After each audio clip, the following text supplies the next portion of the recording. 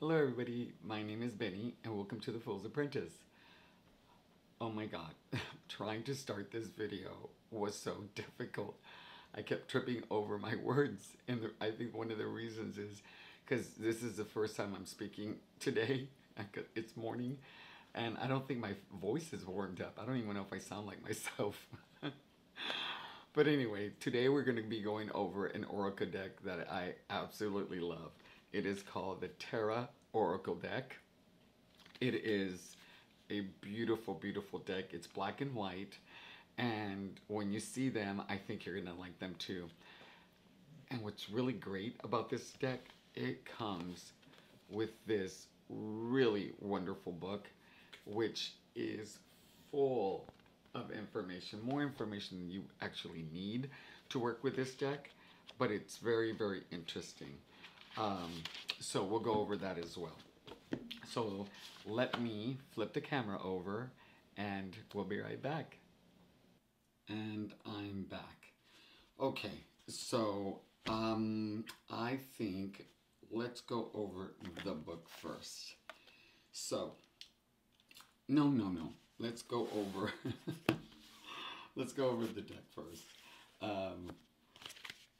Because this has pictures as well, and I actually want you to be able to see the cards first.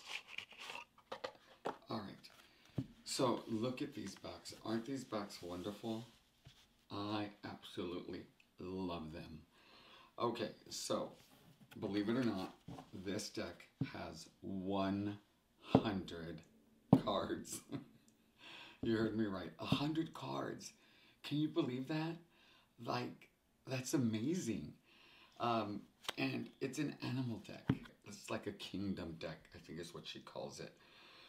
But these are absolutely stunning. So let me zoom in a little bit so we can get a better look at these. Oh, look at that. And so I'm going to work really hard to make sure I keep them in frame this time. Because that has been like my Achilles heel, is trying to keep these cards in the screen without it being like halfway in and you can't even see the word. So let's see if I can do it. So first, it looks like a kind of a linen stock, but it also feels real kind of plasticky. But it holds its shape extremely well. And let me tell you, they are beautiful to shuffle. And I don't necessarily, you know what? I don't really know if the guidebook tells us what kind of cards these are. I mean, like the card stock. I don't, because when I went through it, I never really saw anything. No, there isn't anything, so it is what it is. Oh, my husband hates that phrase. It is what it is. Okay, so let's go over the cards. It does have a little bit of a sheen, as you can see, but it's not really glossy, so when you're looking at it, it looks very matte. And they're, okay, so I've been playing with this deck, and they were not in alphabetical order, and so you can imagine what it was like for me to take all these cards and put them in alphabetical order. There might be one or two that aren't in order within their letter, but I think they are. So let's go over these. We have the aardvark, and this stands for resourcefulness. And so you will see in beautiful, a beautiful font down here, bold lettering with a tiny little V. And then you will see up on the left-hand corner, it almost looks like it's cursive. Oh, don't do that to me. Come on. You will see the meaning of the card. And these look like they were pencil sketched, which I really, really love. We got albatross, discovery, albatross. Like, who puts albatross in their deck? But you know what? I think that's great. We get to know some animals in here that we normally wouldn't. And they're just absolutely stunning.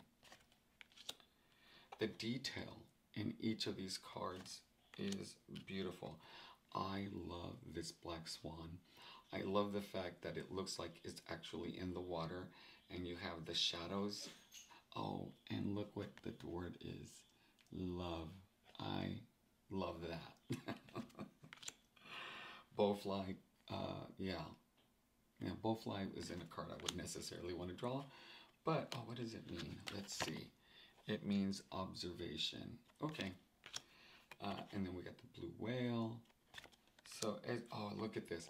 And one of the things I like about this artist is that she's able to show movement within her drawings. And I love the scaling that she utilizes with the cards and the pictures. And a lot of this is actual line work with some shadow. But even in the dark areas, you can tell that there is like, there I go, not keeping it in the frame.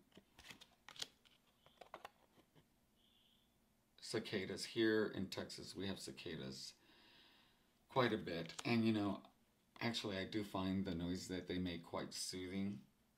Unless you're like, we're having one of those nights where you want to sleep and you can't. Then they can be annoying. Oh, look at that. The crocodile, you know, half submerged. You know, and you have the crow, which means manifestation. I think that's a great name for it. I mean, look at the detail in those wings. You know, if you've ever seen a dragonfly up close, their wings look really, really thin and fragile, and I get that sense with these wings as well. The very imposing elephant. Oh my God, look at that. Oh my God, and the word is loyalty. That is a beautiful word. And if you know anything about the emperor penguins, I mean, their life is about their babies. I mean, they go to extraordinary events to make sure that their babies are taken care of. Oh my God, look at that fox. That's adorable. I'm gonna try not to like say anything about all these cards because this would take forever. Now, I don't know if you've noticed my videos, but a lot of my shirts have flamingos on them. In fact, I'm wearing a flamingo shirt today. I don't know what it is about flamingos, but I absolutely love the way they look. Look at more movement. That's just stunning. And see, I love how she uses scale in this drawing. You could tell this elephant is really, really tall. Great white. Yeah, last thing I want to see out in the woods.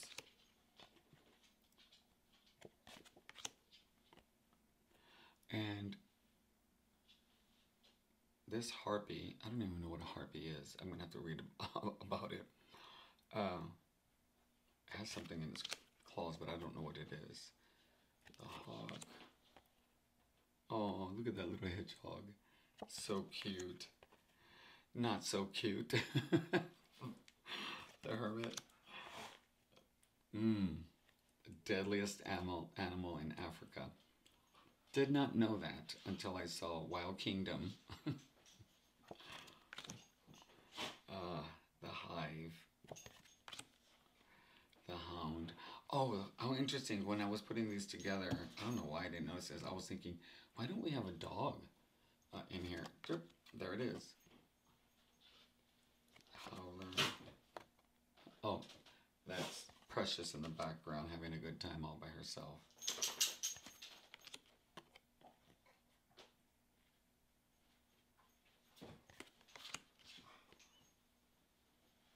Look at these. Stunning. The kimono, another very vicious animal. I don't know what a kookaburra is. Oh, look at how beautiful that is.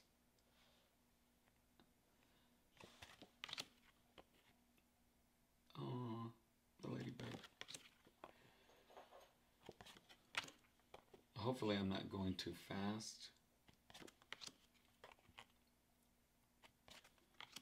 I mean, she has a wide variety of animals and insects, which I really, really love that she's done that. Like, she even has a jellyfish. I mean, come on. Ooh, love this. A moray eel. Those are scary. The mule.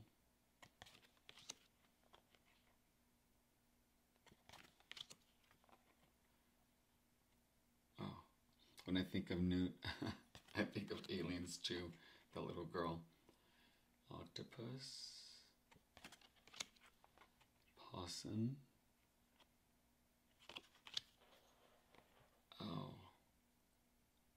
I don't know what I mean, it's a spider, but I don't know what an orbeal specifically is. The ostrich. And see, when you look at these cards, they're not all like really dark. What did I do here? They're not all really dark or all really light. There's a variation in the scaling from white to dark, which I really like. Like here, okay, this is amazing. Let me show you.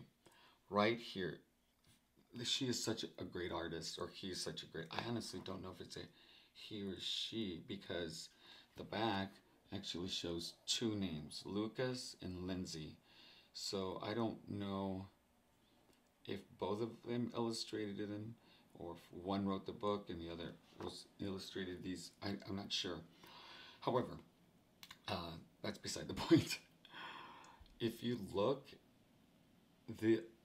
this looks like real fur, and it's just pencil drawing. Let's see if I just think that's absolutely amazing.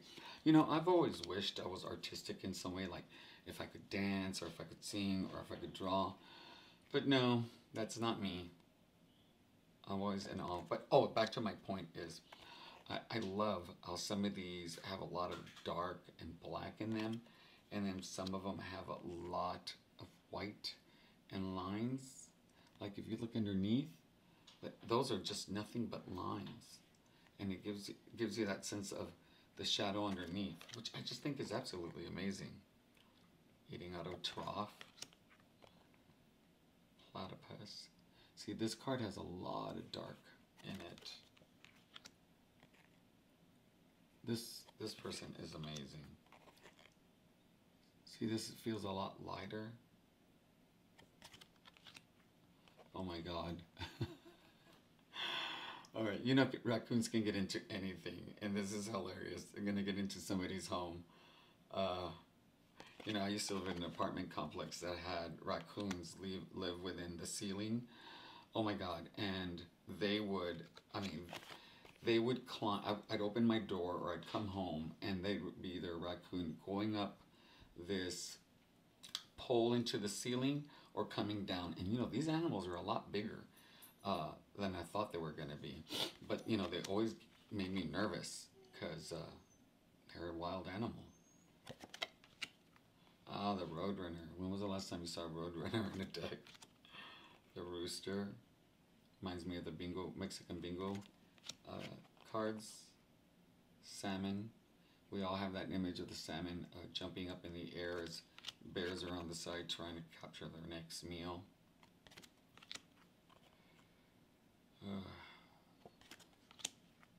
Oh, sea, of course, they're such beautiful sea creatures. A sea turtle. A shrew. I don't even, yeah, it looks like a mouse to me, but I wonder if it's a specific kind of mouse. The Siamese, so there's the cat. See the difference?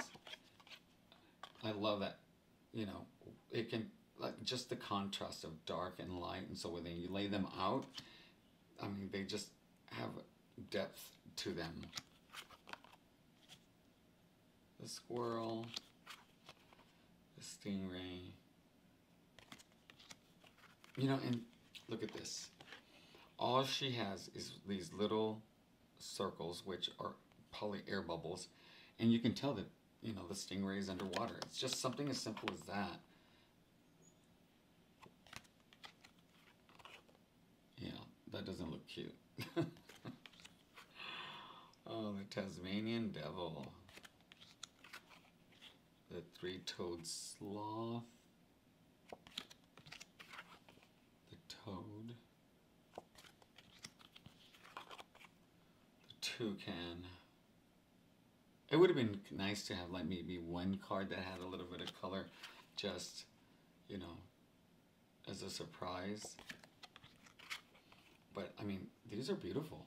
They're absolutely beautiful. The wallaby. And I love that these animals are that come from all over the world. They're just not from one specific area. Oh, the wood mouse. That looks so cute. Focus. Yep. We're nearing the end. We got the woodpecker. And finally, the yak. Oh my gosh. I mean, these cards are absolutely beautiful. I mean, they're stunning. Stunning. Okay, so let's go to the book. Oh, and I have my morning coffee. Oh, let me tell you, I cannot go through the day without my morning coffee. And I can drink it cold or I can drink it hot. I don't care. All right, so let's get into this book. Okay, let me zoom out. Okay. See, I think we can get it on in there. This is a pretty large book, and it's hefty. I mean, it's heavy. It feels very sturdy. The top feels really rose petal-like, which I like. I mean, look at that. It sounds great. Now, I'm hesitant to open it because, you know, when they're bound like this, you know, I'm afraid that they'll separate. But everything else is really great, so I'm thinking this one wouldn't. You know, she gives you a little intro about humans and animals and the table of contents. And I will tell you one thing that I love about this book. It's in alphabetical order, which makes it so easy to find the card that you're looking for. I have other oracle cards that separate them by element, or they separate them by region, or all different ways that they try to separate them. And let me tell you, it can be very frustrating for me. Oh my God, I don't know if you can hear it, but the worst timing.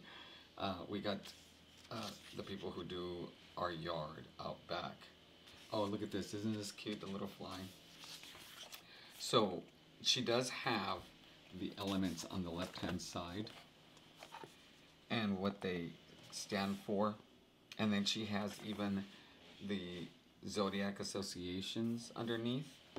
So I like that. She talks about the ecosystem and how it all works together. Tons of spreads that you can use. And then this is the really cool part. So each animal or insect has 4 separate sections about them and how they work within the ecosystem. And at the bottom, there is always a quote from someone or some book. And these don't necessarily, the last one is the same, but the other 3 are titled differently.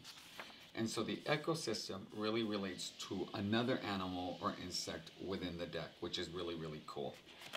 So let's see.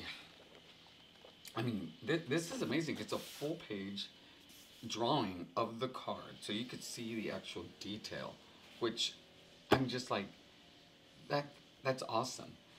And then in the back, she has an index as well. But I don't know why I have an index when I have them all in the front. And so, Yeah, and then 2 pages for notes. Like, why would I have only 2 pages for notes? I don't know. That's never made sense. And then the back tells you where you can get it. This is where you can get it. And they also have an Etsy shop where you can buy it. Now, I will tell you that the deck itself is, as of today, $59, and with the book it's 69. So for $10, I'm like, get the book. You won't regret it. So why don't we pull a card? Why don't we pull a card and see what we come up with, and we'll go through the book. All right.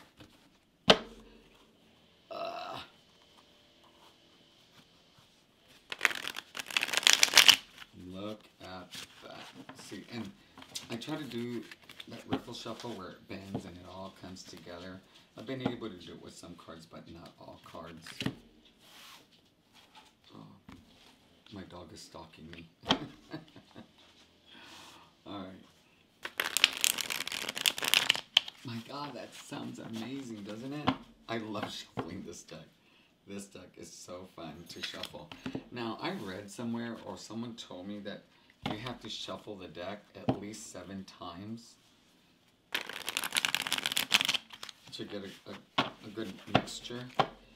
Now, one of the things that I do, especially with tarot decks, what I'll do is I'll make 7 stacks, and then I'll randomly separate the cards into different stacks, so that way I just feel like I'm getting a really good mixture within the deck. I think this is like number 5. So, but see, I can't. They don't feel like plastic. They don't really feel slippery. They're definitely not matte. I don't know if they're linen or not. I need to find out, but I couldn't find that information out before. And the last one, and then we'll pull a card. We'll see what we come up with. And I have a card that I can see is mixed up. So let's shuffle one more time, just to make sure that I don't end up drawing that card knowingly. And I know you must be bored watching me shuffle these cards. And they're, like, these are reversed. Like, well, no, I guess you can tell if that's the top or the bottom. Yeah, so not reversible. So let us pull a card and see what we get. Oh, we got the giraffe. All right. Let's see. And you know what? It is in alphabetical order, so I should be able to find it quite easily. Ta-da! There it is. Okay, the giraffe deals with growth. Okay, reaching the stars. All right. The giraffe's long neck shows us what is possible when we focus on our personal growth. Their long, intriguing necks are a powerful symbol of the evolution of our minds. The expansion of the head away from the body represents idealistic vision and detaching from what is weighing you down. Now is an opportune time to focus on your personal development. This animal guide tells you that your current path requires you to direct your attention inward. The guide comes to those who are nature givers and helpers that aspire to lift others, often before reaching high themselves. When you choose to focus on growing yourself into the best version of yourself you can be, you will be better equipped to support and guide others. Remember that you can't fulfill a glass with an empty pitcher. I really like that. I like how she's able to use, parts of the animal to bring meaning to the card, which is growth. So then we have growing pains, and slowly but surely, she has this one title. And then we have the ecosystem. Now, this is what I find most fascinating about this guidebook. So, like I said before, it relates to another animal in the deck. And for the giraffe, it is related to 2, the lion and the hyena. And it says, these predators find nourishment in the giraffe's growth. Predator and prey live in a habit of deprived scarcity. You may need to grow, especially out of your lush and abundant comfort zone. To find what you're looking for, you will need to travel through more demanding territory. The bravery to take risk and willingness to jump at opportunities that come your way will be indispensable to your process. Don't settle for playing it safe and doing less than you're capable of. Push yourself to reach the highest branch. I like that. Yeah, predators. They find nourishment in the giraffe's growth. Because, they do hunt giraffes, even though it's really dangerous for them to do so. Because one kick from a giraffe that lands will kill an animal. And here we go with the quote. Did you ever grow anything in the garden of your mind? Mr. Rogers. Aw. So, gosh, I really love this deck. Let me flip the camera over and I'll have some parting words. Okay. I'm telling you, this is a great Oracle deck. I just love it. And, I mean, come on. Can you really?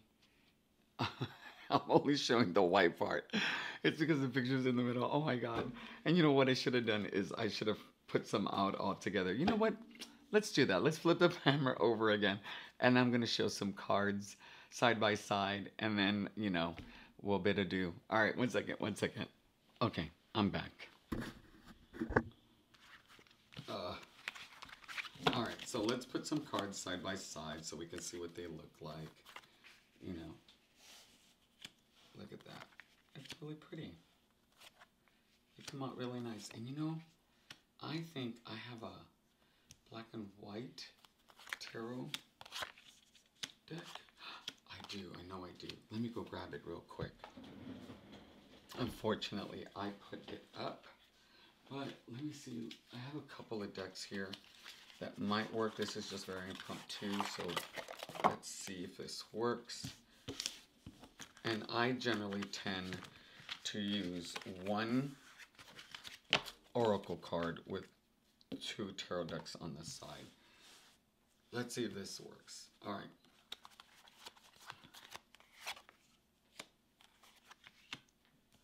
Okay. I could see that working. Well, no, I can't. All right. That's a no. I got another deck that I want to try real quick. Let's see if that works. Okay. Let's try this. Let's see if this works.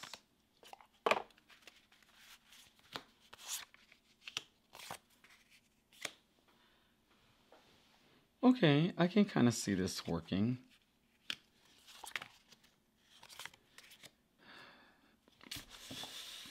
But no, it won't work for me either. So that's a no. Okay, let's try. We'll try one more, and if it doesn't work, it doesn't work. But that's the thing. You have to play around with cards to see if something's gonna work for you, because you never know. All right, so I think that works nicely. Okay, I could see that. I